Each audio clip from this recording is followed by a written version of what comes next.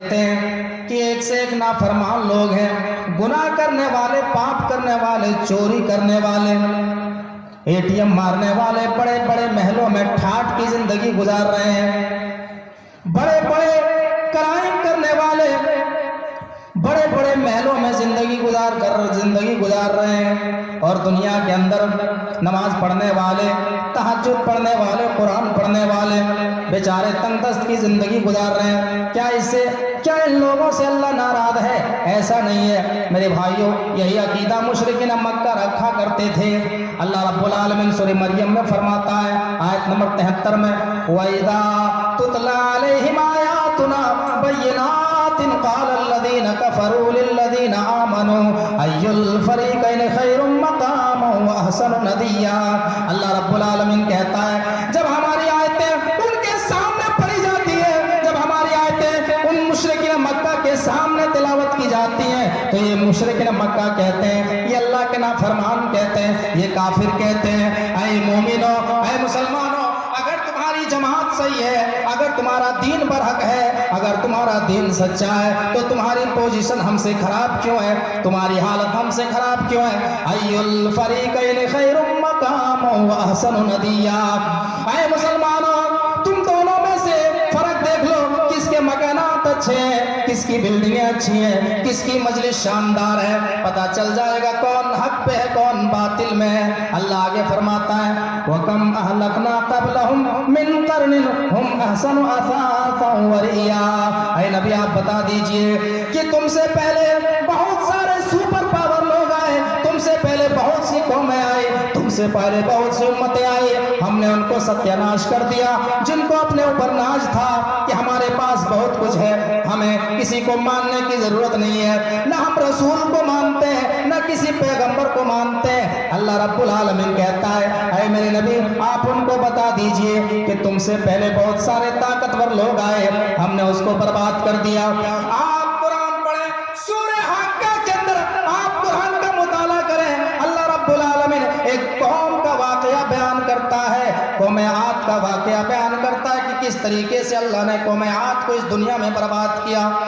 कुरान पढ़ो, वअम्मा आदुन फअहलिकू बिरिहिन सरसरिन आतिया सख्खरहा अलैहिम सबअ लयालिन व समानियत अय्याम हुसूमन फतरल कौम फीहा सरअ कान्नहुम अजाज़ु नख़लिन खाविया।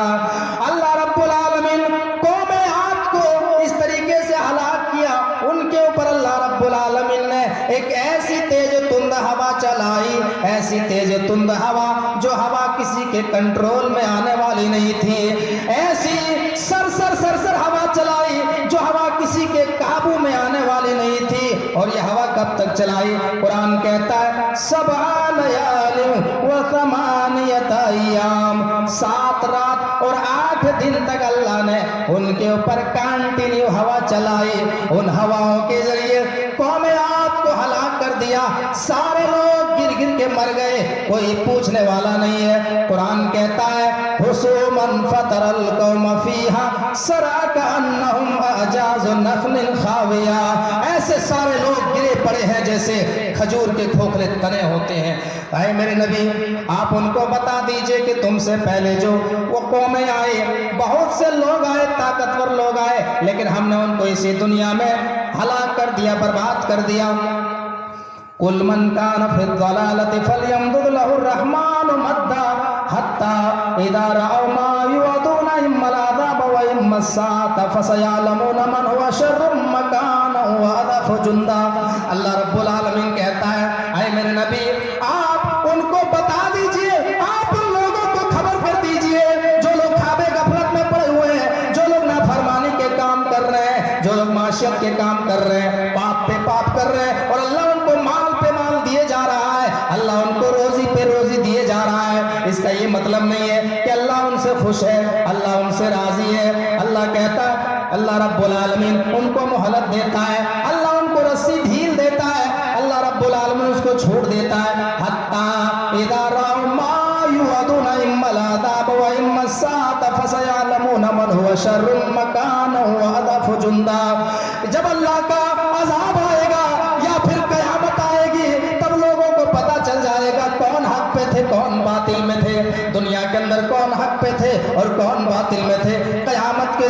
का दूध और पानी का पानी हो जाएगा।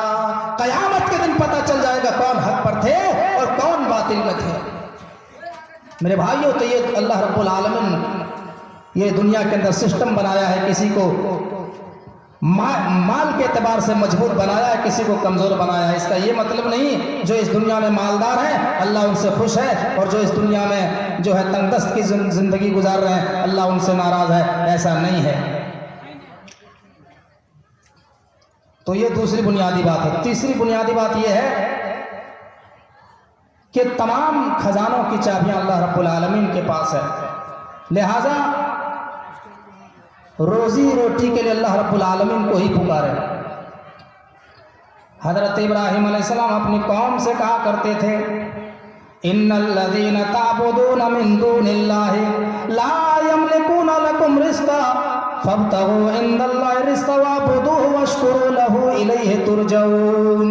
ऐ मेरी कौम के लोगों, तुम जिसकी इबादत करते हो वो तुम्हें रोजी देने के इख्तियार नहीं रखते, लिहाजा तुम अल्लाह से रिस्क मांगो, उसी की इबादत करो और उसी की तरफ तुम्हें लौट करके जाना है। ये हज़रत इब्राहिम अलैहिस्सलाम कह रहे हैं रोजी रोटी का मालिक अल्लाह रब्बुल आलमीन है।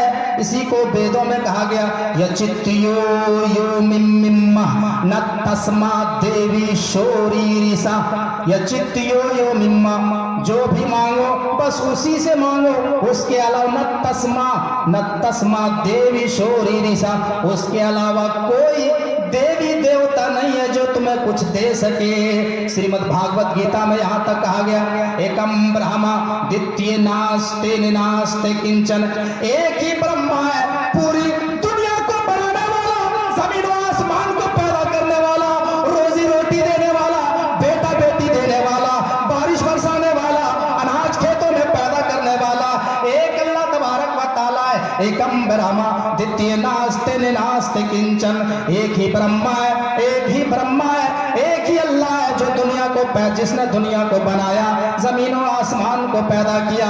आज हमने अल्लाह रब्बुल आलमीन की वहदानियत को समझा नहीं मेरे भाइयों, आज हमने न जाने कहाँ कहाँ अपनी पेशानी को टेकते हैं और हम जो है रोजी रोटी का सवाल करते हैं, बेटा बेटी को मांगते हैं। अल्लाह के नबी फरमाते हैं, इदा सअलता फसअलिल्लाह व इदा इस्तअनता फस्तईन बिल्लाह। ऐ लोगों, तुम जब भी सवाल करो तो अल्लाह रब्बुल आलमीन से सवाल करो, और जब भी तुम मदद तलब करो तो अल्लाह रब्बुल आलमीन से मदद तलब किया करो। ये अल्लाह के नबी जनाब मोहम्मद रसूलुल्लाह सल्लल्लाहु अलैहि वसल्लम ने हमें तालीम दी है मेरे भाइयों कि जो है तुम जब भी सवाल करो, हाजत रवा मुश्किल कुशा एक अल्लाह रब्बुल आलमीन को जानो। आज लोगों ने न जाने किसको दुनिया में मुश्किल कुशा समझ लिया है, कहाँ कहाँ जो है अपनी पेशानी को टेक रहे हैं, अपने माथे को गैर अल्लाह के आस्थाने पे झुकाते हुए नजर आते हैं। आज लोगों ने नफा नुकसान का मालिक दूसरे को समझ रखा है अल्लाह के अलावा। तो रोजी रोटी का असल मालिक अल्लाह रब्बुल आलमीन है, एक अल्लाह तबारक व तआला। अब आइए हम डायरेक्ट, ये तो एक तमहीद थी जो मैंने आपके सामने बांधी, अब हम डायरेक्ट अपनी टॉपिक पर आते हैं कि वो कौन कौन से रास्ते हैं और वो कौन कौन से तरीके हैं जिनको फॉलो किया जाए, जिनको अपनी ज़िंदगी में नाफिज की जाए तो हमारी ज़िंदगी में, हमारी रोजी रोटी में बरकत आएगी। कुरान और हदीस की रोशनी में आपके सामने कुछ ऐसे फार्मूले बयान किए जाएंगे, ऐसे जो है अमल बताए जाएंगे जिनको अपनी ज़िंदगी में नाफिज करने से हमारी ज़िंदगी में बरकत आएगी। रोज़ी रोटी में बरकत पैदा होने के जो सबसे पहला सबब है वो है अल्लाह रब्बुल आलमीन का जिक्र, कसरत से अल्लाह रब्बुल आलमीन का जिक्र करना। जिस मकसद से अल्लाह तबारक व तआला ने दुनिया में इंसानों को पैदा किया है, अल्लाह कहता वमा खलक़तुल जिन्ना वल इंसा इल्ला लियअबुदून। हमने दुनिया के अंदर जिन्नातों को और इंसानों को इसलिए पैदा किया है, इसलिए दुनिया के अंदर हमने मबऊथ किया है इल्ला लियाबुदून, ताकि वो सिर्फ मेरी ही इबादत करें, मेरी परस्तिश करें, मेरी ही पूजा करें। अल्लाह तबारक व तआला एक मकाम पे फरमाता है वमन अरदा अन ज़िक्री फ़इन्न लहू मईशतन वंका व नहशुरहु यौमल क़ियामति आमा क़ाल रब्बि लिमा हशरतनी आमा व क़द कुन्तु बसीरा क़ाल कज़ालिका अततका आयातुना फ़नसीतहा व कज़ालिकल यौम तुनसा। अल्लाह कहता है जो इंसान मेरे जिक्र से गाफिल रहता है, जो इंसान मेरे जिक्र से मुंह मोड़ता है, अल्लाह तबारक व तआला उसकी जिंदगी को तंग बना देता है, अल्लाह उसकी जिंदगी को तंग कर देता है, उसकी रोजी रोटी को तंग कर देता है। और जब कयामत के दिन आएगी, जब अल्लाह कयामत के दिन को कायम करेगा तो अल्लाह रब्बुल आलमीन उसको अंधा बना के उठाएगा। अल्लाह अंधा बना के उठाएगा, वो इंसान कहेगा क़ाल रब्बि लिमा हशरतनी आमा व क़द कुन्तु बसीरा। ऐ अल्लाह तूने मुझे यहाँ अंधा करके क्यों उठाया? मैं तो दुनिया में देखने वाला था, दुनिया के अंदर मेरी आंखें थी, मेरी बिनाई कहाँ चली गई? अल्लाह तूने मुझे अंधा करके क्यों उठाया है? मेरी आंखें कहाँ चली गई? अल्लाह कहेगा आए मेरे बंदे, तुम्हारे सामने मेरी आयतें पढ़ी गई, तुम्हारे सामने कुरान की आयतें पढ़ी गई, तूने उसको भुला दिया, तुमने उस पर गौर नहीं किया। तेरे सामने जब जो है अल्लाह की आयतें आई तो तुमने उसको नजरअंदाज कर दिया, इसलिए आज तुम भुला दिए जाओगे, इसलिए आज तुम्हें अंधा बना के उठाया जा रहा है। मेरे प्यारे साथियों गौर कीजिए, आज हम अल्लाह रब्बुल आलमीन का जिक्र कहाँ कर रहे हैं? आज हमारे सामने कुरान की आयतें गुजरती हैं, एक मुअज्जिन मस्जिद के मीनारे से आवाज लगा रहा है हय्या अलस सलाह, ऐ मोमिनो, ऐ मुसलमानों, तुम आ जाओ नमाज की तरफ, हय्या अलल फलाह, अगर कामयाबी चाहते तो आ जाओ नमाज की तरफ। मेरे भाइयों, लेकिन हमारे कानों में जो तक नहीं रेंगती है, हम जो है मोबाइल में हम मोबाइल चलाते रहते हैं, हम होटलों में बैठ करके गप्पे हाँकते हैं, चाय के होटलों में बैठे रहते हैं, चाय पीते हैं, आजान हो रही है, हमें कोई परवाह नहीं है, आज जमात होने वाली है, हमें कोई फिक्र नहीं, अल्लाह रब्बुल आलमीन की अदालत कायम होने वाली है, हमें कोई फिक्र नहीं। मेरे भाइयों, अगर तुम्हारे सामने अगर कोई कोर्ट की तरफ से नोटिस आ जाए, दुनिया के कोर्ट की तरफ से तुम्हारे पास अगर कोई नोटिस आ जाए तो तुम भागे भागे फिरते हो, तुम कभी जो है वो अदालतों का चक्कर लगाते हो, वकीलों को पकड़ते हो और कहते हो देखिए वकील साहब, ये हमारे पास कौन सी नोटिस आई है, ये कैसा जो है कैसा कागज है, ये कैसी नोटिस है, इसमें क्या लिखा हुआ है? वकील पढ़ के सुनाता है कि इसमें फला फला ये लिखा हुआ है, तुमने फला जगह ये गुनाह किया है, जिसकी वजह से तुम्हारे ऊपर किसी ने मुकदमा दायर किया है, और तुम अगर तुम इसको हल नहीं किया तो तुम्हें जेल में बंद कर दिया जाएगा, तुम्हें सलाखों के पीछे जाना पड़ेगा। वो इंसान कहता है अरे वकील, आप चाहे जितना भी पैसा ले लें, लेकिन ये मेरा मामला हल कर दीजिए। मेरे भाइयों, हम जो है एक नोटिस में इतना सीरियस होते हैं, पैसा दे करके हम वकील को पकड़ते हैं, और ताकि क्यों? ताकि हम दुनिया के कानून से बच जाए, जेल की सलाखों से बच जाए, हम सजा से बच जाए। लेकिन अल्लाह रब्बुल आलमीन की अदालत रोजाना 24 घंटे में 5 मरतबा लगती है, और 5 मरतबा मुअज्जिन के जरिए अल्लाह रब्बुल आलमीन अपने बारगाह में बुलाता है हय्या अलस सलाह, हय्या अलल फलाह, ऐ मोमिनो आ जाओ, सारे कामों को बंद करो, मेरी अदालत कायम हो गई है, मेरी अदालत लगने वाली है। 24 घंटे में रब की अदालत 5 मरतबा लगती है, लेकिन हम 1 मरतबा भी हाजिर होने की कोशिश नहीं करते हैं। जरा तसव्वुर कीजिए, तो अल्लाह रब्बुल आलमीन हमारी जिंदगी को तंग नहीं करेगा तो क्या करेगा? ये नमाज किसी भी हालत में माफ नहीं है। श्रीमद् भागवत गीता अध्याय 6 श्लोक नंबर 10 में कहा गया, जो गीता प्रेस गोरखपुर से जो गीता छपती है, योगी युज्जित सततमात्मानं रसि स्थितः एकाकी चित्तात्मा निराशीर परिग्रह पंचम समयम भक्ति कर्तव्या। श्री कृष्ण जी अर्जुन से कहते हैं, हाय अर्जुन, ये ईश्वर की इबादत तुम 5 मरतबा करो। योगी युज्जित सततमात्मानं रसि स्थिता, तुम पूरे जिस्म का योग करो, पूरे शरीर का योग करो, और रसि स्थिता अगर तुमने इसको छोड़ दिया तो तुम धर्म पे स्थित नहीं रहोगे, धर्म पे कायम नहीं रहोगे। अल्लाह के नबी ने फरमाया कि तुम नमाज को कभी ना छोड़ना, अगर तुमने नमाज को तर्क किया तो तुम जो है इत्तार इस्लाम से खारिज हो जाओगे। और कहीं पर आपने फरमाया कि जिसने जानबूझ के नमाज को तर्क किया गोया कि उसने कुफ्र का इर्तिकाब किया। मेरे प्यारे साथियों, और ये कृष्ण जी अर्जुन से कहते हैं पंचम समयम भक्ति कर्तव्य। आए अर्जुन, तुम ईश्वर की इबादत 5 मर्तबा करना।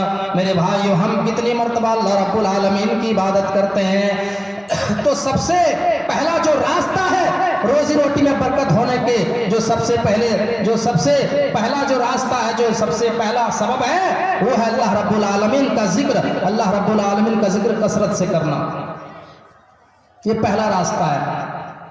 नंबर 2, रिस्क में बरकत के दूसरा सबब है तकवा और परहेजगारी। अल्लाह रब्बुल आलमीन का ऐसा खौफ जो इंसान को गुनाहों से दूर कर दे और रब्बुल आलमीन की इताअत व फरमाबरदारी करने पर आमादा कर दे। जब तक इंसान तकवा अपने अंदर पैदा नहीं करेगा, अल्लाह का डर अपने अंदर पैदा नहीं करेगा, तब तक उसके रिस्क में बरकत नहीं आएगी और ना ही उसकी जिंदगी में सुकून मिलेगा। अल्लाह कुरान में फरमाता है वमन यत्तक़िल्लाह यजअल लहू मखरजा व यरज़ुक़हु मिन हैथु ला यहतसिब। अल्लाह कहता है जो इंसान अल्लाह से डरता है, जो अल्लाह रब्बुल आलमीन से डरता है, अल्लाह उसके लिए मुश्किलात में निकलने की कोई न कोई राह पैदा कर देता है और अल्लाह उसे ऐसी जगह से रिस्क देता है जहाँ इंसान को गुमान भी नहीं होता है, जहाँ इंसान सोच भी नहीं सकता है। मेरे प्यारे साथियों, अल्लाह रब्बुल आलमीन एक मकाम पे फरमाता है वलौ अन्ना अहलल कुरा आमनू वत्तक़ौ लफतहना अलैहिम बरकातिम मिनस समाई वल अर्द। ऐ लोगों, ऐ मेरे बंदो, जिन बस्तियों का जिक्र हमने कुरान में किया है, जिन बस्तियों का जिक्र हमने कुरान में किया है, वलौ अन्ना अहलल कुरा आमनू वत्तक़ौ, ऐ मेरे बंदो, अगर वो बस्ती वाले ईमान लाते और अल्लाह रब्बुल आलमीन का तकवा इख्तियार करते, लफतहना अलैहिम बरकातिम मिनस समाई वल अर्द, तो हम उनके लिए बरकत के दरवाजे खोल देते, तो हम उनके लिए जमीन और आसमान से बरकतों के दरवाजे खोल देते।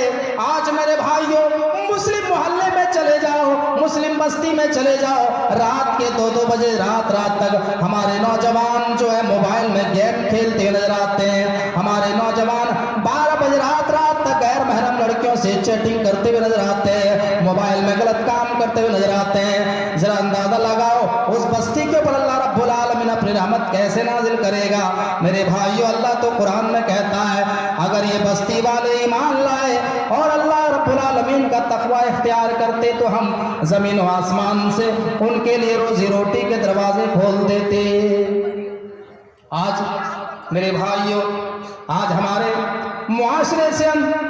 मुआशरे के अंदर से अल्लाह रब्बुल आलमीन का डर खत्म हो गया है, अल्लाह रब्बुल आलमीन का खौफ हमारे दिलों से निकल गया है। आज मुसलमान खुलेआम शराब पीता है, आज मुसलमान खुलेआम जिना के अड्डों में जाता है, आज मुसलमान सूद खा रहा है, आज मुसलमान जो गुनाह के कामों में लगे हुए हैं, अल्लाह का कोई डर नहीं।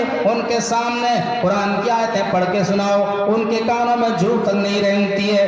क्या मतलब है? अल्लाह का डर हमारे अंदर से निकल गया है। मेरे प्यारे साथियों, गौर कीजिए, जब तक हम अपने अंदर अल्लाह रब्बुल आलमीन का खौफ पैदा नहीं करेंगे, अल्लाह रब्बुल आलमीन का डर अपने अंदर पैदा नहीं करेंगे, तब तक हमारी जिंदगी में सुकून नहीं आएगा, हमारी रोजी रोटी में बरकत पैदा नहीं होगी। जरा तसव्वुर कीजिए मेरे भाइयों, आज हम जो है मासियत का काम कर रहे हैं, न जाने कितने लोग शराब नोशी करते हैं। आज लोग इनको गुनाह नहीं समझते हैं, अल्लाह का डर दिलों से निकल गया है।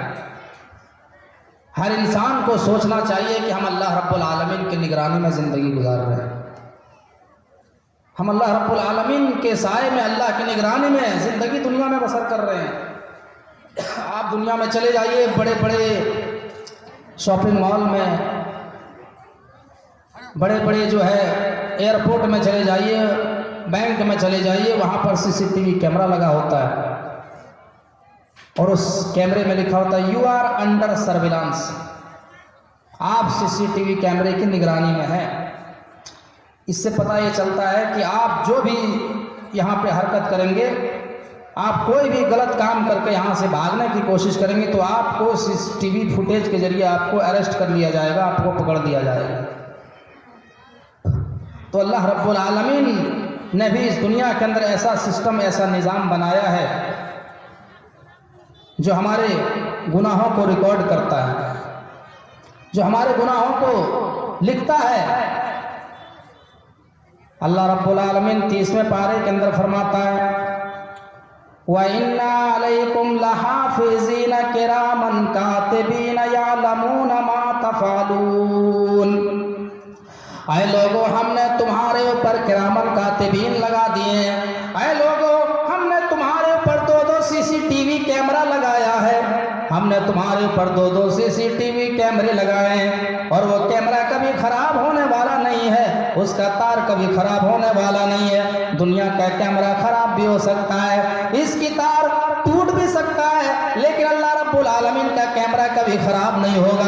किरामन कातिबीन कभी मिस्टेक नहीं करेंगे। जब तक तुम जिंदा रहोगे, तुम्हारे कांधे में लगे रहेंगे, कभी वो तुमसे अलग नहीं होंगे। मेरे प्यारे साथियों, जरा गौर कीजिए, यहाँ तक कि अल्लाह सूरह काफ में फरमाता है मा यल्फिज़ु मिन क़ौलिन इल्ला लदैहि रक़ीबुन अतीद। ऐ इंसानों, तुम्हारे मुंह से जो बोली निकलती है, तुम्हारे मुंह से जो जुमले निकलते हैं, तुम्हारे मुंह से जो अल्फाज निकलते हैं, उन अल्फाजों को लिखा जा रहा है, उनको कैमरे के अंदर रिकॉर्ड किया जा रहा है। कहाँ बच के जाओगे? एक एक लफ्ज पर अल्लाह रब्बुल आलमीन ने पहरा बिठाया है, एक एक लफ्ज पर निगरानी है, पहरा है। हम दुनिया की कैमरा से तो बच सकते हैं, लेकिन आप अल्लाह रब्बुल आलमीन की निगरानी से नहीं बच सकते। तुम दुनिया के किसी भी खित्ते में, जंगल के किसी भी कोने में जाकर के तुम किसी लड़की से मुलाकात करो, शराब नोशी करो, कोई भी गलत हरकत करो, अल्लाह रब्बुल आलमीन क़यामत के दिन को मैदान महशर में हाजिर कर देगा। आप क्या जानते हैं कि हम कुछ भी करके निकल जाएंगे? आज लोग गुनाह भी करते हैं, उसको छुपाने की कोशिश करते हैं, छुपाने की कोशिश। अभी जैसे हालिया में एक वाकया पेश आया ना, आफ्ताब और श्रद्धा वाला मामला, जो बहुत तेजी से जो है सोशल मीडिया पे वायरल हुआ, और दोनों जो है लिव इन रिलेशनशिप में रह रहे थे, बगैर निकाह के साथ रह रहे थे, जिसको इस्लाम में हराम करार दिया है। और फिर वो ऐसे हालात बने कि दोनों में कुछ अनबन हुआ और उस आफ्ताब नामी लड़के ने उस श्रद्धा नामी लड़की को 35 टुकड़े कर दिए, कत्ल कर दिया, और 35 टुकड़े करके अलग अलग जगहों में उसको फेंक दिया। कुछ टुकड़े इस जंगल में, कुछ इस जगह, महरौली के फला जगह पर इसको डाल दिया, दिल्ली के जंगलों में फेंक दिया, ताकि जो है पुलिस इसकी सबूत ना मिल पाए, जो इनको पकड़ न पाए। मेरे प्यारे साथियों, तुम अल्लाह रब्बुल आलमीन की पकड़ से कैसे बचोगे? दुनिया के कानून से तुम बच सकते हो, तुम सबूत मिटाने की कोशिश तो कर सकते हो, लेकिन अल्लाह रब्बुल आलमीन कल क़यामत के दिन एक एक जर्रा को हाजिर कर देगा। अल्लाह रब्बुल आलमीन एक एक चीज को जमा करेगा। तुम ये गलत फहमी में हो कि हम दुनिया में कुछ भी गलत काम करके निकल जाएंगे, हम मर्डर करके निकल जाएंगे, हमको कोई देख नहीं सकता है। नहीं, ये इंसान की गलत फहमी है। ऐसे ज़हनियत रखने वालों कि हम जो दुनिया के अंदर पाप करके और कत्ल करके और दुनिया में क्राइम करके कोई निकल जाएंगे, हम बच जाएंगे, कानून से बच जाएंगे। आप दुनिया के कानून से तो बच सकते हैं, लेकिन अल्लाह रब्बुल आलमीन के कानून से कैसे बचोगे? अल्लाह रब्बुल आलमीन के कानून से सूरह लुक़मान में अल्लाह फरमाता है या बुनैया इन्नहा इन तक मिस्काला हब्बतिन मिन खरदलिन फतकुन फी सखरतिन औ फिस समावाति औ फिल अर्दि याति बिहल्लाह इन्नल्लाहा लतीफुन खबीर। अल्लाह रब्बुल आलमीन इरशाद फरमाता है, इसमें हजरत लुक़मान हकीम का वाक़या बयान किया। ये कौन कह रहे हैं? हजरत लुक़मान कह रहे हैं, अपने बेटे से कह रहे हैं, आए मेरे प्यारे बेटे, नेकी करो या बुराई करो, चटिया मैदान में करो, जमीन के किसी खित्ते में करो, आसमान के किसी कोने में करो, चट्टान के किसी खो में करो, अल्लाह रब्बुल आलमीन उस बुराई को कल कयामत के दिन लेकर के आएगा। कयामत के दिन उसको मैदान महशर में हाईलाइट कर देगा। हजरत लुकमान ये बात कह रहे हैं, या बुनैया इन्नहा इत्तक़ु मिस्क़ाल हब्बतिन मिन खरदलिन फतकुन फी सखरतिन औ फिस समावाति औ फिल अर्दि याति बिहल्लाह। ऐ मेरे प्यारे बेटे, दुनिया के किसी कोने में तुम जा करके जिना करो, दुनिया के किसी कोने में जा करके तुम मर्डर करो, दुनिया के किसी कोने में जा करके तुम शराब पियो, दुनिया के किसी खित्ते में जाकर के तुम कोई गलत काम करो, अल्लाह तबारक व तआला कल कयामत के दिन मैदान महशर में हाजिर कर देगा। यहाँ तक कि हजरत लुकमान कहते हैं, ऐ मेरे प्यारे बेटे, जब तुम सड़कों में चलते हो, तुम्हारी नजरें कहीं होती है, निशाना कहीं और होता है, अल्लाह तबारक व तआला नजर और निशाना दोनों को देखता है। इसलिए कि इन्नल्लाह लतीफुन खबीर, बारीक से बारीक चीजों के बारे में तो वही जानता है। आज हमारे मुआशरे के अंदर, आज हमारी सोसाइटी में जो बुराइयां पाई जा रही है और जो इन बुराइयों का इजाफा बहुत तेजी के साथ हो रहा है, मेरे भाइयों, हम ये समझते हैं कि हमें कोई नहीं देख रहा है। इतना याद रखना कि कोई देखे या ना देखे, अल्लाह तो देख रहा है। अल्लाह की जात तो हम पे सख्त निगरानी फरमा रही है। अल्लाह कहता है, इन्नल्लाह लतीफुन खबीर, बारीक से बारीक चीजों के बारे में तो वही जानता है। हर इंसान को तसव्वुर करना चाहिए, ये सोचना चाहिए कि हम जो गुनाह करने जा रहे हैं, अल्लाह रब्बुल आलमीन हमें देख रहा है। आज हमारे दिलों से अल्लाह रब्बुल आलमीन का डर खत्म हो चुका है मेरे भाइयों। जब तक अपने अंदर आप तकवा इख्तियार नहीं करोगे, तब तक आपकी जिंदगी में बरकत नहीं आएगी। बरकत आने के जो दूसरे रास्ते हैं और जो दूसरा सबब है, वो अल्लाह रब्बुल आलमीन का डर और अल्लाह रब्बुल आलमीन का तकवा है। नंबर 3, रिस्क में बरकत के तीसरा सबब वो है कुरान मजीद की तिलावत। ये किताब एक ऐसी किताब है